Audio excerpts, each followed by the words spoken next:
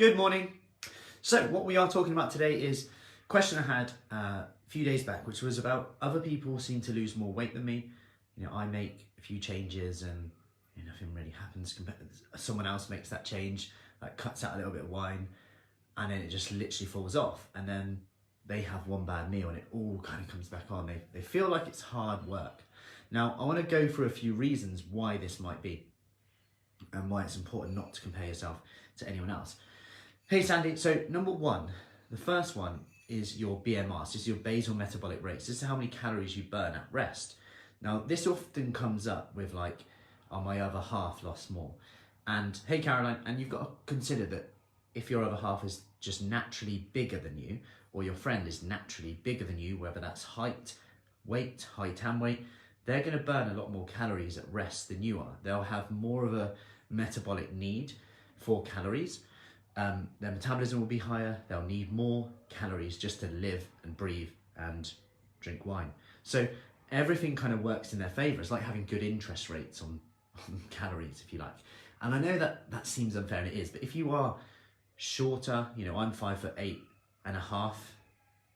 Don't forget the half. 5'8.5".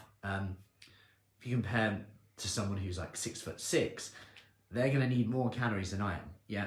When you go into a restaurant, they don't look at your height, weight, gender, and go, yeah, you're going to need about get that portion size for them. Everyone just eats the same meal, right? So we're kind of doing the same thing as someone else. We go into a cafe, you buy a cake. It's the same size as the person next to you, yet they're 6 foot and you are maybe 5'5", 5'3".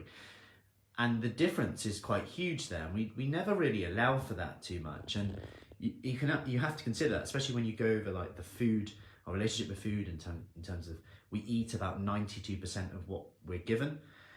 And if you consider that technically the portion sizes need to account for our sizes. Hey Sue, and sometimes it's not as complicated as, are you insulin resistant? Are you, can you eat carbs? Is it fats? Is it the time of day? It's just actually that we sometimes eat more than we think or more than we need. Not always, but this is an important thing to consider. Then we've also got to consider how active someone is as well. Like how active someone is in terms of their everyday activities, not just the exercise they do, but just their movement. Some people fidget a lot more. Some people just walk a lot more, just almost naturally by their day. Like some people go, oh, wow, I do about 15,000 steps a day already. My walking's fine. And they don't even do it without a structured walk. Whereas take me, for example, I'm lucky if I get 6,000, 7,000. That's just how my lifestyle goes. Even if I go on a walk with the kids, it's like a very slow walk. It's like going on a dog walk, the dog sniffing everything. So my point here is you've also got to consider that end of the spectrum as well. Now, key points so far are to consider that we might actually need to, and this is a hard truth, if you like, we might actually have to eat less than we think. Like, you see the blanket numbers, hey Alison, thrown out there by the government, like a woman needs 2,000 calories a day, a man needs 2,500. They're very blanket numbers, and you can actually extend this argument to medications, to caffeine. If you think people are, oh yeah, you're drinking way too much caffeine, but they're like 6'6", well, they're actually going to be able to have, like 6 foot, whatever, they're going to be able to actually handle a lot more caffeine than someone else.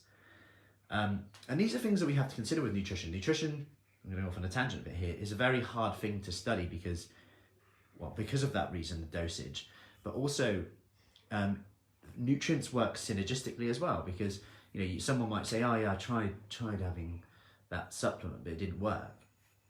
The dosage is a key thing with it. What else you're having as well. And it's like that with probiotics as well. It's very individual to the person, which one might work for you. Anyway, going back, these are two key reasons that I want you to consider, especially over this time. Like, look at the habits of people. And it's fascinating. Like some people, you might see that they go for a latte and they literally will, I'm like this, like literally spoon out the bottom, like the creamy bit at the bottom, or the frothy bit, literally everything. Whereas other people will leave like that much. And coming from an Italian background, I'm like, yeah, interesting. Like I have more of a tendency to just finish what I have, whether that's habit, probably more environment. But there is something called an FTO gene, which I won't go into too much detail, which is people who are more likely to be overweight seem to have this, which is harder to switch off. Not impossible. And this is the key thing. We are in control. We have to almost rebuild our relationship with food in this aspect. Now I'm going off on a bit of a tangent here, but the points I wanted to say here is that sometimes we just got to look at, okay, stop beating ourselves up, and let's actually look at, okay, when I'm comparing myself to others, what do I get from doing it? Does it drain my energy or does it give me energy? Then you can make a choice. Am I just going to drain my energy more and just keep comparing myself to someone else who's maybe taller than me, more active than me? Or am I going to go, right, this is where I'm at right now. Maybe I need to make, what change could I possibly make? What could I do? Rather than why me, how can I use this for me? What could I do? So I hope that helps. Happy Sunday. Hey, Sarah. If you found this helpful, like, share. If you have any questions, just comment below. I am putting together that Christmas survival guide. Last few things, hopefully tomorrow. So if you do want that, comment below. Christmas survival guide, Christmas guide. I'm going to be putting together a bit of a guide around eating out. Powerful questions to ask, and also to help with cravings. So have an awesome day, and I'll see you soon. Take care.